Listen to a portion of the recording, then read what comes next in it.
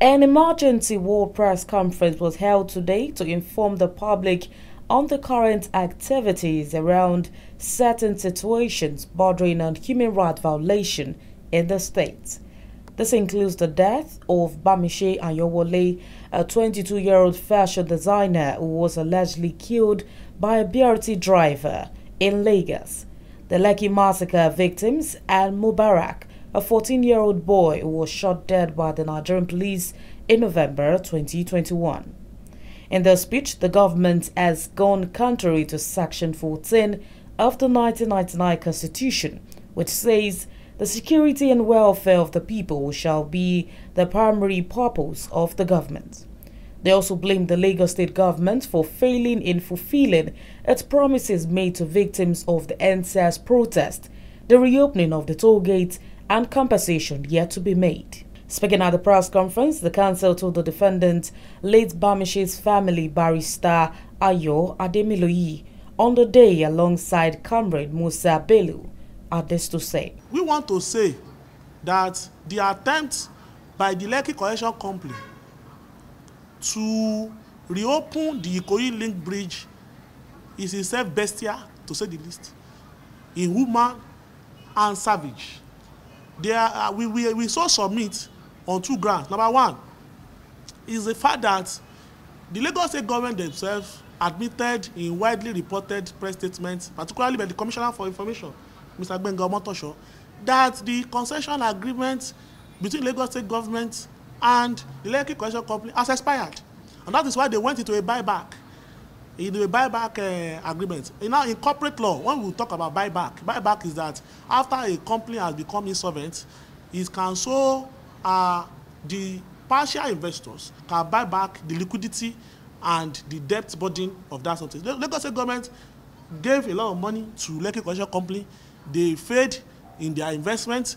They are now being bought back with taxpayers' money.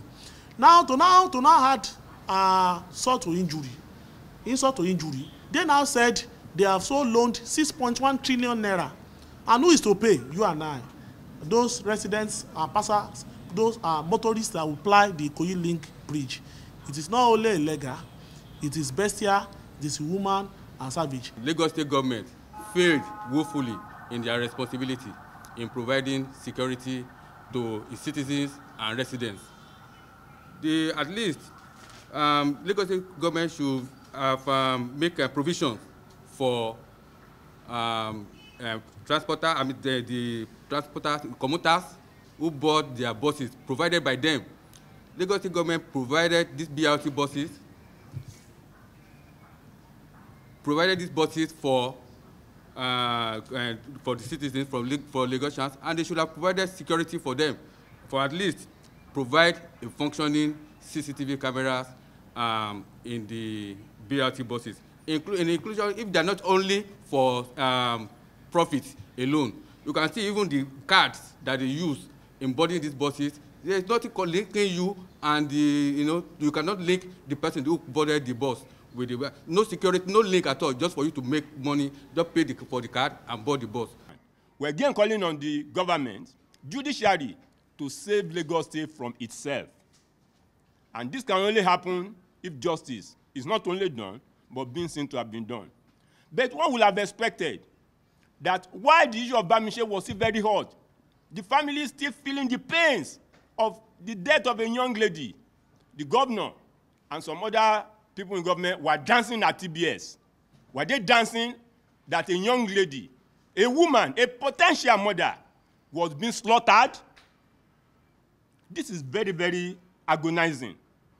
So government needs to save itself from itself, and it's only the judiciary that can do that. Speaking further, a survivor of the Lekki tollgate incident, Nicholas Antonio Okpe, spoke on the promises of the Lagos state government in compensating them.